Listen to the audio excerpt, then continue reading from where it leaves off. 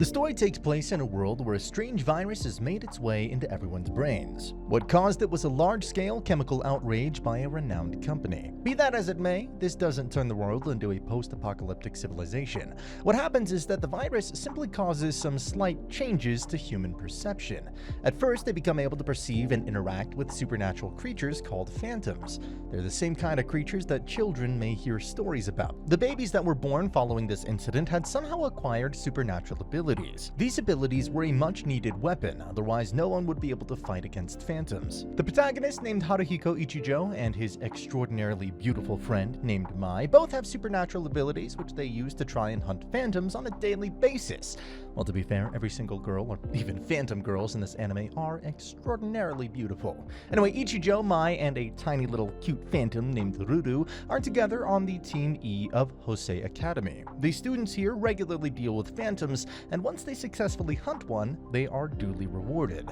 The compensation differs from phantom to phantom, as some phantoms are worth more than others. However, the compensation can also be cancelled if the individuals end up bringing more harm than good, such as damaging the school property, among other things. Unfortunately, Team E's recent hunting had caused damage to the school property, and so their reward is used to repair the damages instead. I mean, fair enough, what use is saving a city if the whole city's destroyed afterwards? Arisu-sensei calmly tells them that their effort was worth nothing. It's annoying, especially considering how they are ranked the lowest. Maybe recruiting some new members might help. Conveniently, Ichijo comes across a small girl named Izumi Reina, casually defeating a phantom using her peculiar abilities. He ends up asking her to join their phantom hunting club. She isn't all that excited at first, but later, when she's treated to some food and also helps Ichijo and Mai with some telephone pole phantoms, she ends up deciding to join after all. Looks like food and camaraderie won her over. Anyway, the phantom hunting club is tasked to assist a fellow phantom hunter named Koito Minase. She's an exceptional hunter whose ability allows her to seal phantoms using only her voice. Now, their job is to go to an abandoned factory and take down all the security robots that have somehow turned into phantoms. They somehow manage to get the job done, and Ichijo retrieves a device. Following this, the group is tasked to capture a strange-looking UFO phantom who's been peeking into the girls' dormitories and even taking photographs while they're changing clothes. Quite a pervy phantom. Ichijo uses his overpowered ability to summon a mythical demon from the underworld, but it turns out to just be a puppy who can fly. Needless to say, the puppy gets the job done. And in the aftermath of the battle, Izumi shares the fact that she can also use a healing ability. However, Koito, who had teamed up with this club, calls them trash and then leaves. Just kidding. She's a little too introverted, so she isn't always honest with herself. Another day, another conquest. This time, Ichijo doesn't shut up about some research that's being done to make it so human memory is just as accurate as that of a computer. Mai, on the other hand, talks about her childhood and how much she used to cry. Anyway, their next confrontation with the Phantoms turns out to be against two Phantom sisters who are hoarding a bridge. The Phantom sisters exhibit their desire to have a duel against Mai. However, even though Mai is a combatant, she didn't stand much of a chance. Later, she tries to train Izumi and Ichijo, but they aren't the most athletic guys around. This is where Ichijo talks about how they can copy Mai's memories into his brain. That way he'll automatically learn how to fight. Just like that, Ichijo and Mai go on a date to gather up some shared memories, because that's how it works apparently. The date itself is quite wholesome and quirky. It even allows Mai to recall and share something about her past, how she used to play with two girls back when she was a kid. In fact, those two were the only ones who played with her. This then transitions into another encounter with the Phantom Sisters. However, this time Ichijo is prepared. He delves into Mai's memories and attains all of her mental prowess. He also comes across some interesting realizations, such as how those two Phantom Sisters are the ones who used to play with her back when she was a kid. Plus, the stories Mai shared about herself were in fact incorrect. She had reshaped them. In truth, she used to be quite athletic and competitive. The Phantom Sisters suffered numerous losses to her strength, but now they've returned after 10 years to finally beat Mai. Of course, Ichijo and Mai have to work together to beat them, but even though Ichijo now knows all the moves, his body is too sluggish, so he uses those memories to work out a magic spell together with Mai. They somehow manage to defeat the sisters, and as you can expect, the Phantom Sisters take their leave after stating how they'll train and come back again even stronger. Meanwhile, Ichijo, our pervy protagonist, was using Mai's memories to indulge in something sketchy, but it looks like the memories won't last very long. The following day, Ichijo starts the day by talking about cultural differences among families and stuff like that.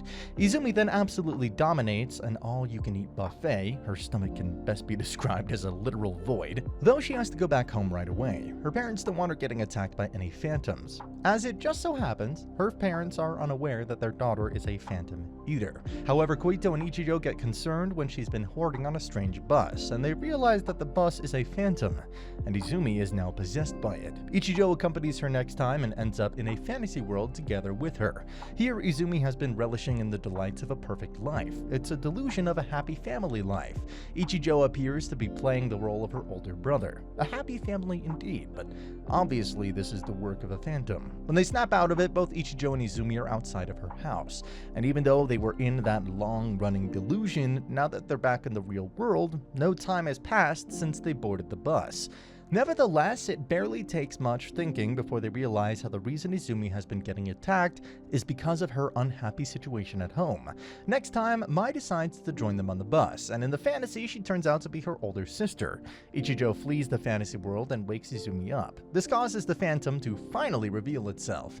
It offers Izumi a choice. Either she can continue to live on in the infinite Tsukuyomi, well, the other isn't really a choice. They'll just have to defeat it. Izumi was unsure at first. She didn't mind the fantasy world, but when Ichijo decides to share his troubled home life, how his mother has yet to come back home, she no longer feels alone, and finally defeats the phantom together with Ichijo. She then also decides to open up to her parents and ask them permission to stay in the phantom hunting club.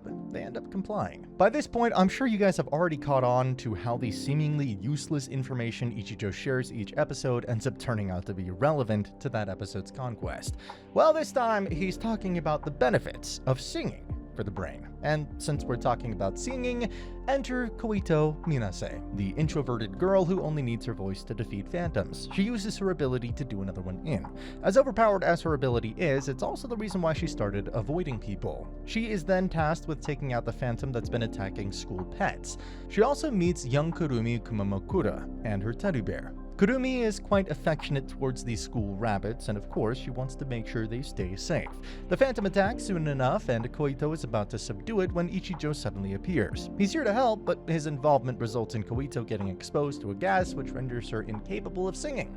In the end, Kurumi asks Teddy to steer the situation. It gets bigger and then sends the phantom flying high into the air. Later, Koito keeps insisting that she wants to hunt this phantom alone and doesn't want anyone butting in. Looks like she has a personal grudge against it. Erisu-sensei suggests that they make a competition out of it. Ichijo persistently tries to tag along with Koito. He feels guilty because he's the reason she was defeated in the previous fight. She doesn't like it at all, and sooner than later, they momentarily run into that phantom. This is where some light is shed upon Koito's past. Looks like this phantom caused Koito's ability to manifest, and because it made her so strong, other kids got scared of her, and even started avoiding her altogether. In the end, she became the cold and introverted girl we know today. That's why she bears ill will towards this phantom and wants to defeat it. So she faced it all alone, but once again found herself in trouble. Ichijo and the others rush in to save the day by defeating it using teamwork, and then Izumi uses her healing powers to heal Koito. Though as it turns out, it was a false alarm for Koito. The phantom wasn't the one she met as a child. The following day, Ichijo appears to be repairing that item he retrieved from the abandoned factory. Just then, Koito appears at his doorstep to thank him and then flees. The next time they're together, Ichijo decides to talk about kids and how their attachment to dolls or blankets makes them feel safe and warm. This then takes us to Kurumi, who, while being only 10 years old, feels an odd sense of responsibility. She's afraid that she might disappoint others, and so she chooses not to confront phantoms at all. She and Ichijo end up in the world of teddy bears. They are all similar to her teddy bear, Albrecht, and claim that Kurumi is their princess. It's a complicated state of affairs where another teddy bear prince seeks to marry her, but her vassals, and of course she herself, doesn't want that. Ichijo rationalizes the situation and deems it as a result of Kurumi's own memories. She can pretty much handle the situation, but her self-confidence, or should I say lack thereof, keeps her from exhibiting her strength. The other members of the Phantom Hunting Club cheer her on. And so, in this dire situation, which demanded her to bring out her confidence, Kurumi realizes that she'll have to overcome her fears. She uses the Golden Rake, an heirloom she inherited, to flip the situation. Her teddy destroys the other teddy prince. In the end, she had to say goodbye goodbye to them. It was a heartfelt farewell. But now that she's finally regained her confidence, she starts helping everyone out with the phantoms. Once again, we're back to Ichijo's random explanations that kickstart every episode. He talks about the relation between Schrodinger's cat and quantum mechanics. Subsequently, the school turns into a frenzy when everyone starts acting like a cat. Everyone just suddenly turns into a cat girl. There are a few boys as well, but we can just ignore those. Anyway, the club's job is to go find a missing kitty. It turns out that this kitty has been hiding in a mansion that was once overrun by cats. When they enter, it doesn't take long before they realize how the mansion itself is possessed by a cat spirit. This spirit was lonely after the students stopped visiting and the mansion was abandoned. Kurumi gets their time to shine by requesting the Phantom to give back the kitty. It goes along with what Kurumi asked and is delighted at how much love Kurumi appears to have for the kitty. It decides to not be so salty and returns everything back to normal. And to make things easier for the Phantom, they all decide to turn the mansion into a tea house. Once again, it becomes as lively as ever. Following this, we have a situation where a gang of phantom monkeys have turned the school grounds into their very own hot spring. A giant perverted monkey stays on guard while the others enjoy the hot spring. The phantom hunters try a bunch of things, but they fail to take out the monkeys. Even getting the girls to show some skin didn't make them budge. That is until the main female lead, Mai herself, manages to lure the phantom out. Ichijo messes up his sketchbook and couldn't take the phantom out instantly, and so together with help from Koito, they somehow managed to take it out. Sadly, the perverted nature of the giant monkey had a sob story to it. The phantom's wife left him, and so he had become upset. Fortunately, they all decide to marry him off to Ichijo. Together, they live happily ever after, and the hot spring disappears. So next up, we have Kitajima Ayumi from the drama club asking Ichijo and the others to take part in her play. It's time for some local competition, and she's pretty adamant about it. The rehearsals begin. They're way too tiresome, but the gang itself is making quite a lot of progress. However, during the big night, Kitajima, who was supposedly playing the evil phantom, turns out to be a phantom herself. Or maybe she just got too into her role. It's nothing serious, she's just a personification of all the frustration their students have experienced after losing the competition again and again for the past 10 years.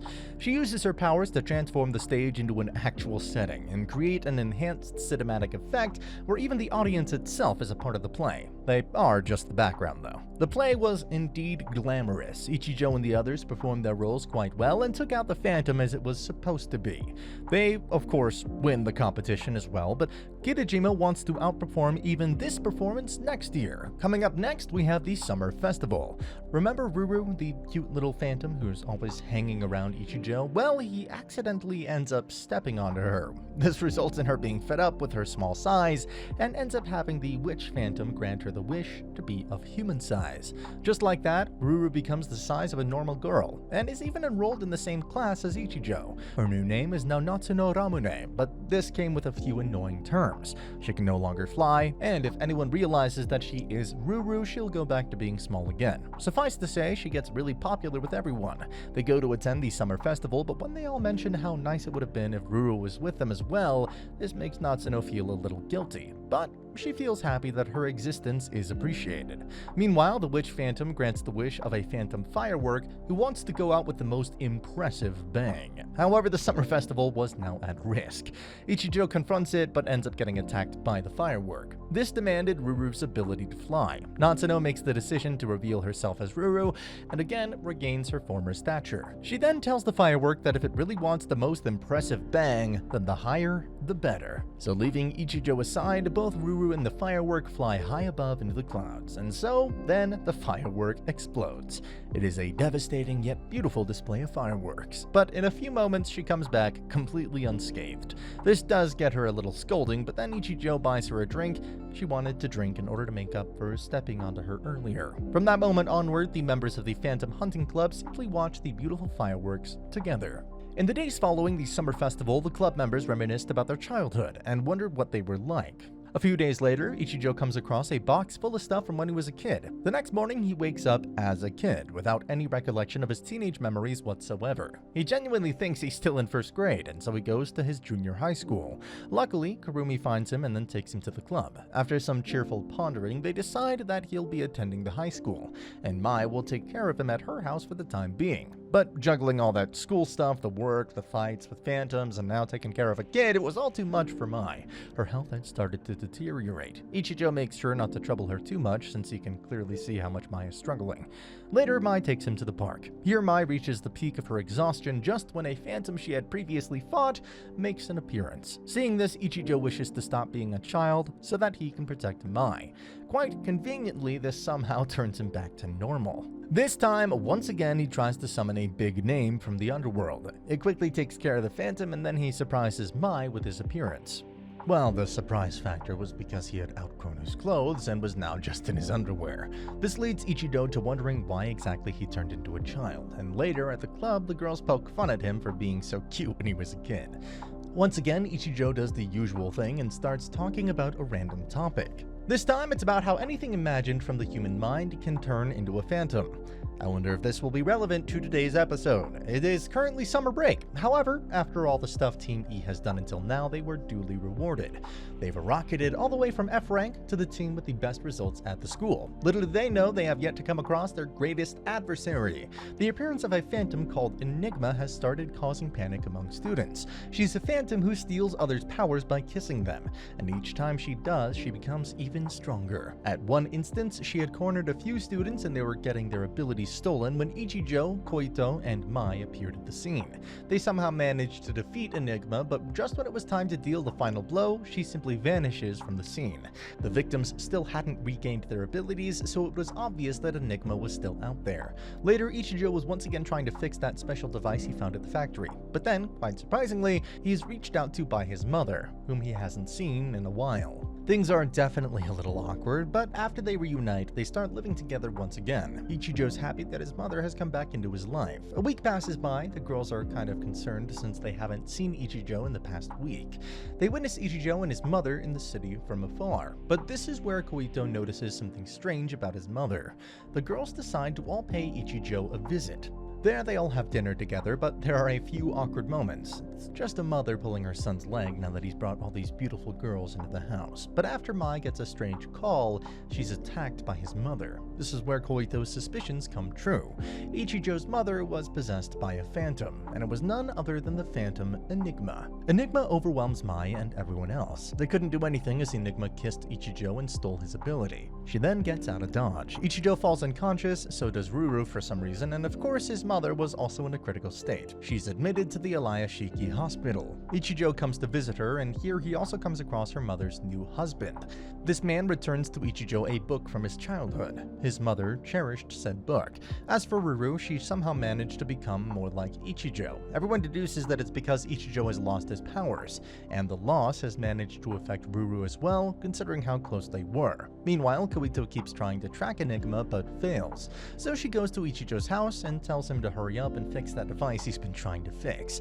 It holds the key to Alaya-shiki's computers, which may hold crucial information on Enigma. And seeing how he wasn't having any luck, Kurumi asks her teddy bear to fix it instead. Thus, using that device, they discover some staggering dirt on the company. They had been using the research that's about the students' abilities to artificially manufacture phantoms, either for slavery or for military purposes. They also find information on Enigma. She's the most powerful phantom ever created, and she also hates humans. And now that she's acquired Ichijo's ability, she simply needs data about phantoms. Once she has that, she can use his ability to summon them all, and from there on out, begin carrying out world domination. The girls tried fighting Enigma, but they were barely even a challenge. Ichijo himself steps up, but suffers the same fate. He also gets hurt while trying to protect Ruru.